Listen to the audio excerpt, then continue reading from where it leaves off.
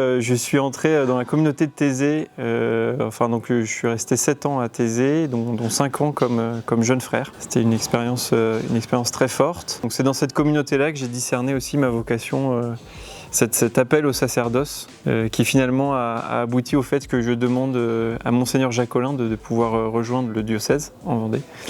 Et voilà, pour commencer la formation au séminaire.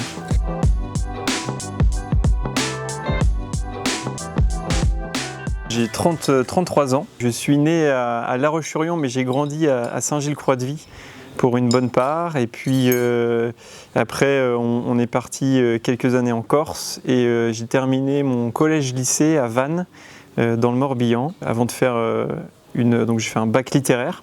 Et après, je suis entré en classe préparatoire aux études supérieures à Saint-Cyr-l'École. Puis j'ai fait 2 ans en fac de droit. Nous, enfants, on a fait le parcours avec donc la première communion, profession de foi, confirmation. Ma mère, beaucoup, surtout, nous emmenait. On allait à l'église régulièrement le dimanche. Et voilà, enfant de chœur aussi, quand j'ai commencé à être servant à la cathédrale d'Ajaccio, justement.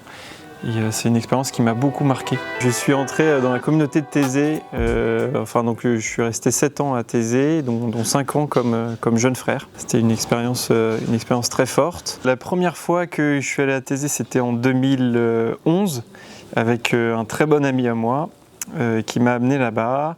On est resté une semaine, donc en général les retraites pour les jeunes, c'est étalé sur une semaine. Ça m'avait pas mal plu. On était retourné à Pâques. Après, j'y suis retourné tout seul, comme pour être bénévole. Un peu, il y avait un système de bénévolat, disons, là-bas. On avait la possibilité de faire des retraites en silence aussi, donc pendant une semaine. Et donc à la fin de mon été, j'avais pris cette option-là de prendre une semaine vraiment de retraite en silence, et en disant, Seigneur, si vraiment tu m'appelles à une vie consacrée, en tout cas sans mettre tout de suite une vie religieuse ou une vie ou l'appel au sacerdoce ou quoi, mais je disais, en tout cas je prendrais un temps plus long de discernement. J'ai vraiment senti déjà cet appel-là à travers une joie profonde à poursuivre un peu cet appel, donc à le mettre de côté un peu mes études et à creuser l'appel. Souvent, alors pour certaines personnes peut-être que c'est une voie claire, mais souvent je pense que pour beaucoup d'entre nous il faut quand même ressentir cette sorte de joie qui est indicible, mais qui est vraiment sensible pour autant. Des fois, j'utilisais l'image de quand on tombe amoureux d'une personne, en fait, on pourrait dire tous les critères qui nous font dire pourquoi on aime cette personne, et pour autant, on n'aurait jamais fait le tour, et ce serait très restrictif, en fait, de dire parce qu'en fait, une personne, on l'aime pas pour ses qualités, seulement ou quoi, mais pour tout ce qu'elle est. Je pense que l'appel à suivre le Christ se fait un peu de cette façon-là. Donc c'est dans cette communauté-là que j'ai discerné aussi ma vocation, cet appel au sacerdoce, qui finalement a abouti au fait que je demande à Monseigneur Jacques Collin de pouvoir rejoindre le diocèse en Vendée. Et voilà, pour commencer la formation au séminaire. Parole de l'Écriture, je dirais l'épître de Saint Jacques, chapitre 4, verset 8. Approchez-vous de Dieu et Dieu s'approchera de vous, qui est un peu la phrase qu'on a repris d'ailleurs pour le patronage Ultreia, qui se monte aux herbiers. Mais après, au niveau d'une figure de sainteté, c'est vrai que le père Charles de Foucauld, pour moi, a une grande importance, que j'ai découvert du coup au Bangladesh, justement, dans un milieu en plus très musulman. Donc c'était de circonstances. Mais après, dans les figures bibliques, pour moi, il y a trois figures que sont Jonas, Élie et puis Saint Jean-Baptiste, qui je trouve pour la vocation sont des repères. Je crois que de notre année, on partage un peu cette passion, mais en tout cas, on est toujours très heureux, même au-delà du foot, d'avoir une activité physique. Après, c'est vrai que tous les séminaristes sont pas forcément. Il faut pas forcément être un grand sportif pour être séminariste. Il y a des gars qui sont beaucoup plus dans la musique ou dans des choses comme ça.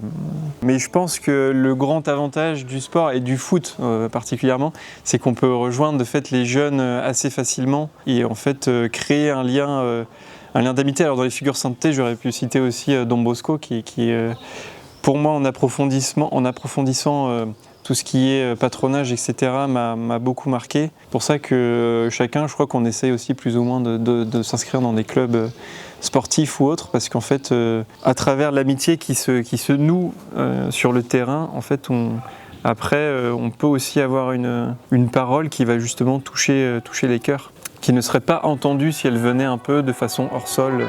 Moi, je reste encore très marqué, puisque c'est tout chaud, là, des ordinations de Gonzague et Quentin et Stanislas, et en fait de voir à quel point c'est un beau moment d'église. Il y a un jeu réciproque du fait que ceux qui sont ordonnés sont portés par l'église, par les fidèles qui se rassemblent, et pour nous c'est vraiment une grâce en fait qu'on vit tout au long du séminaire, déjà dans les études en fait, parce que tout notre séminaire on est soutenu par donc c'est souvent au grand moment du diocèse, il y a des quêtes pour les séminaristes, et donc en fait ça on en est très conscient aussi, on en est très reconnaissant.